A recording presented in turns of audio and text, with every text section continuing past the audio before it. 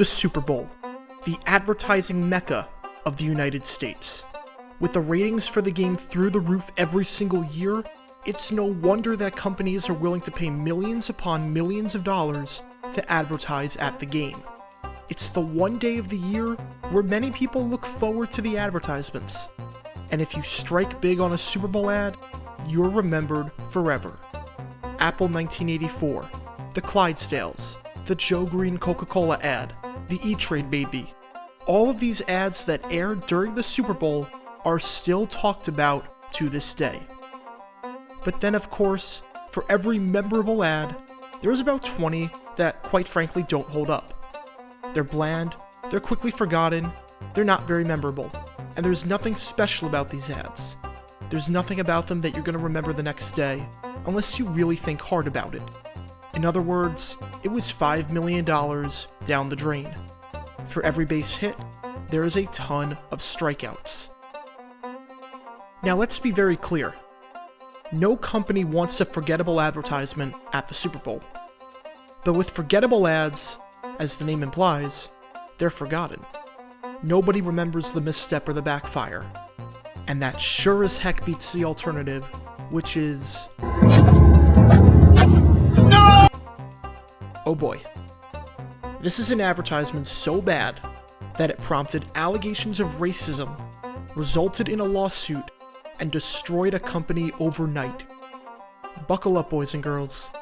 This is the story of the single worst Super Bowl advertisement of all time.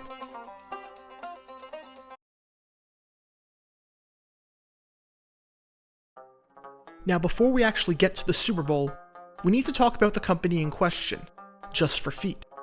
It was created by founder Harold Ruddenberg, a South African businessman who arrived in the USA in the 1970s.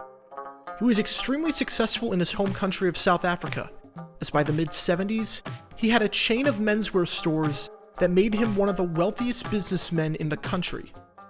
But because of strict South African immigration laws, when he decided to move to the USA, he only had $30,000 to his name. With that money, he was looking to run a store. And in 1977, he did just that by creating a youth sportswear store called Hang Ten Sports World. This was located in a mall in Birmingham, Alabama. Yes, I know that's 2 straight long-form videos that involve Birmingham in some capacity. No, this was not intentional. Hang Ten did well, and by the 1980s, he was able to open up a second store. However, as his store became more and more popular, the mall kept raising the rent.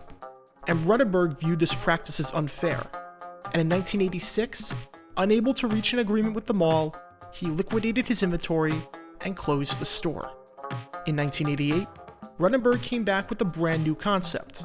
It was one that didn't rely on malls. Instead, it was a superstore, and it was called Just for Feet. We're Just for Feet, the world's largest athletic shoe store, and we're having our annual 50% off sale. It's just great. It's Just for Feet. Clothing from all the big names is on sale at 50% off. Wow! And all shoes are on sale too. It's just incredible. No, that's Just for Feet. Warm-up, sweats, shorts, bags, socks, caps, it's all 50% off. And all shoes are on sale this week at Just for Feet, where your 13th pair is free. Just for Feet was unlike any shoe store around at the time. The store was like its own mall, but for shoes. It carried over 4,000 different athletic shoes, compared to the average mall store, which carried around 600. Not only did it have shoes, but it had a snack bar. It had a video wall. It had a basketball court. And early iterations of the store had a drive-through window and even a nursery. Almost immediately, the store was a hit. And Ruddenberg's goal for the first year was to reach $2 million in sales. He achieved this in just a few months. And in the early 1990s, the company began to expand. In 1992, he had a flagship store at Caesar's Palace in Las Vegas. In 1994, they planned to open up 5 new stores, but things were going so well that instead, they opened up 10. By 1996, practically every state in the Southeast and Southwest had a Just for Feet. So that same year, the company began to expand into northern markets. Throughout the mid-90s, Just for Feet became somewhat of a juggernaut. Total sales had grown from 23 million in 93 to 56 million in 94 to 120 million in 95, and then to $256 million in 1996. In less than 10 years, Runnenberg's business had become a $250 million machine. And by 1997, Fortune magazine had called Just for Feet the #6 fastest growing company in America and the second largest athletic footwear retailer in the country. And in 1988, the company was doing $775 million in annual sales. By the start of 1999, the company had 140 superstores in 25 states plus Puerto Rico. At this point, Just for Feet was looking unstoppable. And with all this money, and with eyes set on even further expansion to get the name out there, the Superstore looked to the Super Bowl. Just for Feet has all the shoes kids love most, like the Nike Air Jam Gasmic basketball shoe, All right. the Air Converge Triax running shoe, Awesome. and the Air XL 90 cross trainer. Cool. In fact, there's over 3,000 shoes in stock every day. Hey. Basketball shoes, baseball shoes, tennis shoes, soccer shoes, running shoes, hiking shoes, and a wide selection of track spikes.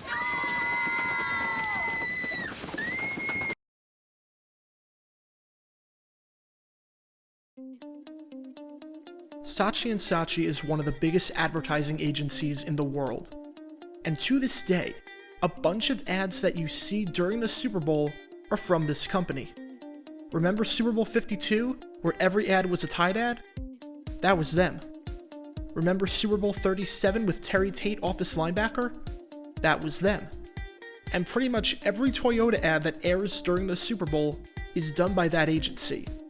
You get the picture. This is an agency that seems to know what they're doing, and it's an agency with lots of experience advertising at the big game. So it made sense that when Just for Feet was looking at advertising during the second half of Super Bowl XXXIII, they were going to go to Saatchi & Saatchi. At the time, a 30-second ad at the game cost $1.6 million.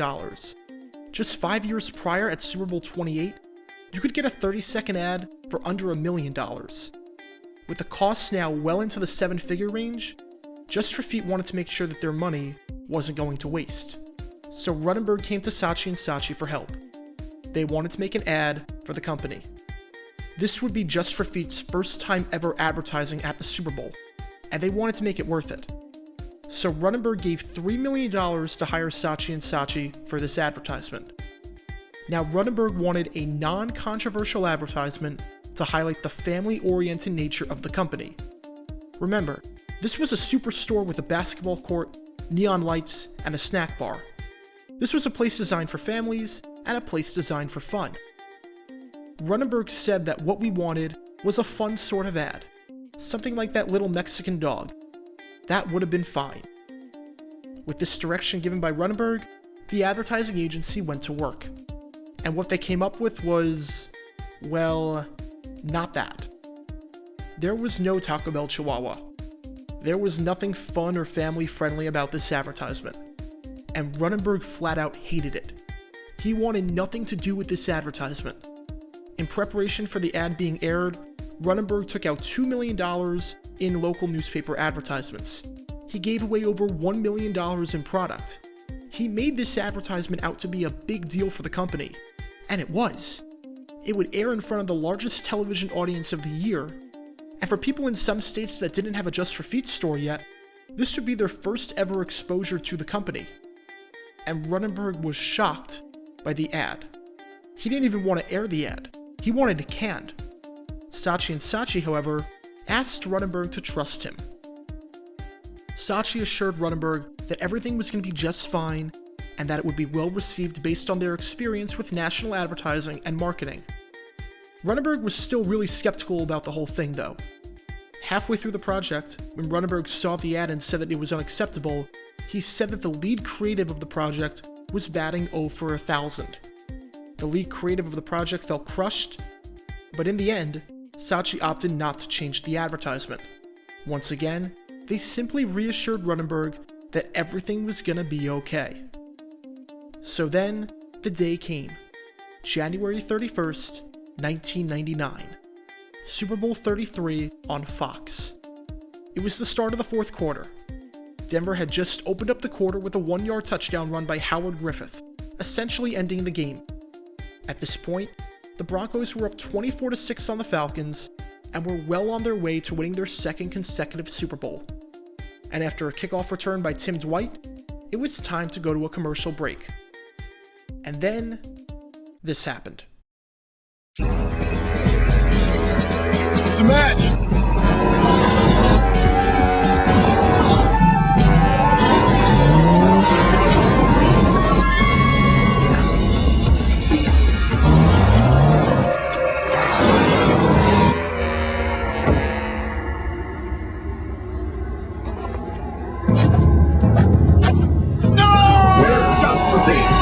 Serve and protect feet.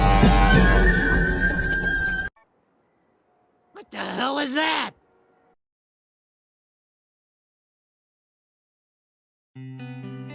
Now, I don't think I need to break this advertisement down. It should be fairly obvious as to why this ad may have been controversial, or may have been a bad move. White men hunt down an African runner, shoot him, and then put their shoes on him. Yeah, that's definitely the family-friendly ad that Runnenberg wanted.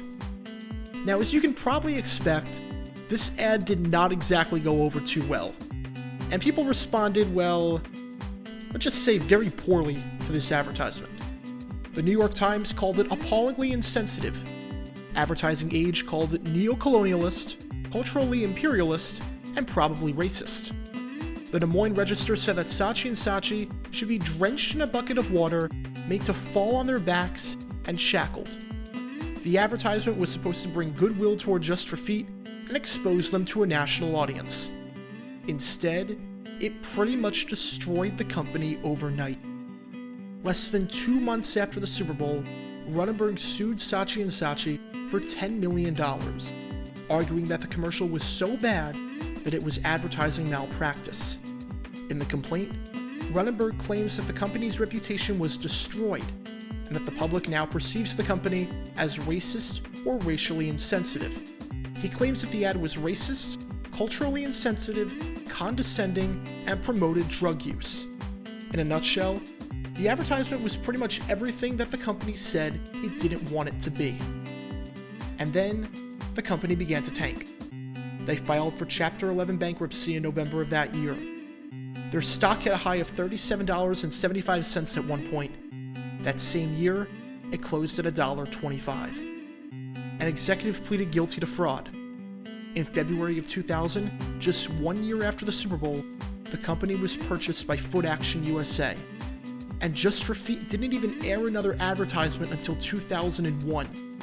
They waited 2 years after the Super Bowl just to even show themselves on the airwaves again. The backlash was that bad. And in 2004, Just for Feet closed for good. The lawsuit moved forward after Saatchi was denied their motion to dismiss, but the lawsuit was eventually dropped altogether once the company went under. There were a lot of things that led to the demise of Just for Feet, but many people attribute their disastrous Super Bowl ad as the primary reason. An advertisement so bad that it led to an unprecedented lawsuit, an advertisement so bad that it halted all momentum, and was so bad that it destroyed a company. All goodwill that the company had was gone. Maybe the company could have kept going and could have kept getting bigger if the advertisement went well. But the ad was so bad that the company ended up going under. There will be ads at future Super Bowls that are boring and forgettable. There will be ads in future Super Bowls that will be disappointing and poorly done. And there may be ads in Super Bowls that are controversial. To this day, there are some ads where I question how they even got a spot at the game. But there will never be another ad like this one. An advertisement so bad that it led to a $10 million lawsuit and destroyed one of the fastest growing companies in America almost overnight. So the next time you're watching a football game or the Super Bowl and you see a bad advertisement air and you think that the company threw money down the drain and that it can't get any worse than this, think again. because as Just for Feet found out, it absolutely can.